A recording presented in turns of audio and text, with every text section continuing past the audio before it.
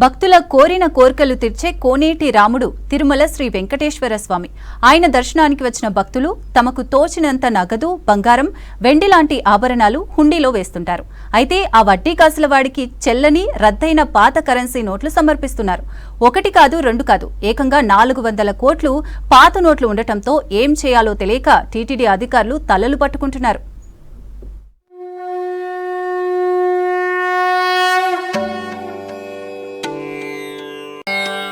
కలియుగ ప్రత్యక్ష దైవం తిరుమల శ్రీవారి దర్శనానికి నిత్యం లక్షల మంది భక్తులు వస్తుంటారు. మొక్కులు, కానుకల రూపంలో శ్రీవారికి రోజు కోట్ల రూపాయల హుండీ ఆదాయం వస్తుంది. సామాన్యుడి నుంచి సంపన్నుడి వరకు ఎంతో మంది దేవదేవుడిని వేడుకుంటారు.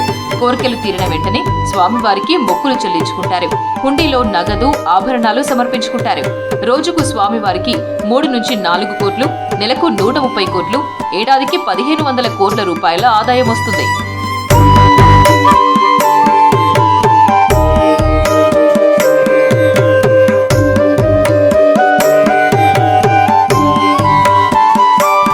కోర్కెలు తీర్చే కోనేటి రాముడికి ప్రస్తుతం పెద్ద చిక్కే వచ్చింది. పాత నోట్లు రద్దై 10 ఏళ్లవుతున్నా ఇంకా ఇప్పటికీ భక్తులు చెల్లని నోట్లను హుండీలో వేస్తూనే ఉన్నారు. దీంతో పాత 500, 1000 రూపాయలు గుట్టలు గుట్టలుగా పేరుకుపోయాయి. టీటీడీ దగ్గర ప్రస్తుతం 400 కోట్లకు పైగా విలువైన పాత 500, 1000 రూపాయల నోట్ల నిల్వలు ఉన్నాయి. వీటి మార్పిడి కోసం ఎన్ని ప్రయత్నాలు చేసినప్పటికీ ఉపయోగం లేకుండా పోయింది. స్వయంగా టీటీడీ చైర్మన్లు, అధికారులు ఎన్నోసార్లు వినతి పత్రాలు ఇచ్చినా సాధ్యం కాదని కేంద్రం చెబుతోంది. దీంతో పాత నోట్లు టీటీడీకి సమస్యగా మారాయి.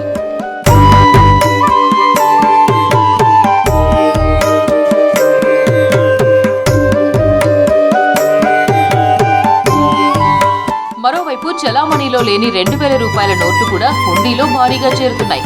అయితే పాత నోట్లతో పోలిస్తే వీటి విషయంలో టీటీడీకి కొంత ఊరట లభిస్తోంది. 2000 రూపాయల నోట్లను ఆర్బీఐతో మార్చుకునే అవకాశం ఉండడంతో వీటిని టీటీడీ వెంటనే బ్యాంకుల్లో జమ చేస్తోంది. కానీ 500 రూపాయలు, 1000 రూపాయల నోట్లు కేవలం కాగితాలుగా మిగిలిపోవడం బాధ కలిగిస్తుందంటున్నారు భక్తులు. హుండీలో వేసిన కానుకలు వృధా కాకుండా కేంద్రం స్పందించాలని కోరుతున్నారు. టీటీడీ దగ్గరున్న 400 కోట్ల పాత నోట్లను ప్రత్యేక కేసుగా పరిగణించి మార్పిడి అవకాశం ఇవ్వాలంటున్నారు.